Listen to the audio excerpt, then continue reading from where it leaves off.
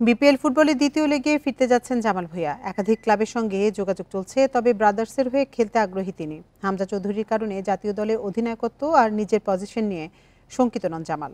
বলেছেন হামজাকে কন্ডিশন ও দলের সঙ্গে মানিয়ে নিতে দেবেন পূর্ণ সমর্থন।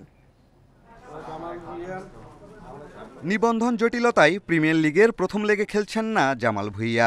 দলবদলের শেষ মুহূর্তে ব্রাদার্স ইউনিয়ন চেষ্টা করেছে, তবে বাফুফের প্লেয়ার স্ট্যাটাস কমিটি থেকে মেলেনি সবুজ সংকেত। দ্বিতীয় লেগে ফেরার অপেক্ষায় জামাল। ব্রাদার্সে নাকি অন্য কোনো ক্লাবে যোগ দেবেন নিশ্চিত হওয়া যাবে ফেব্রুয়ারির মধ্যবর্তী দলবদলে। তবে গোপীবাগের ক্লাবে খেলার সম্ভাবনাই বেশি জামালের। 1 তারিখ থেকে উইন্ডো শুরু হবে, অলরেডি যোগাযোগ করছি। ব্রাদার্স আমাকে অনার দিছে না, সো অফকোর্স যদি ওরা আমাকে একটা কন্ট্রাক্ট দিলে তাহলে অফকোর্স আমি ব্রাদার্সের সাথে সাইন করব। হামজা চৌধুরী ও জামাল ভুঁইয়া দুজনেই ডিফেন্সিভ মিডফিল্ডার।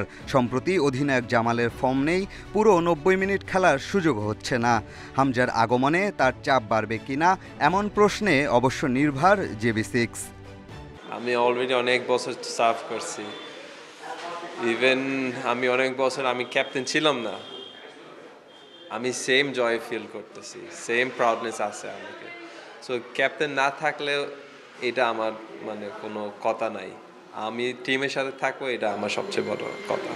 লাস্ট 2 বছর আমি তো একবারও ডিফেন্স মিডফিল্ডে খেলছি না, অন্য প্লেয়ার খেলছে।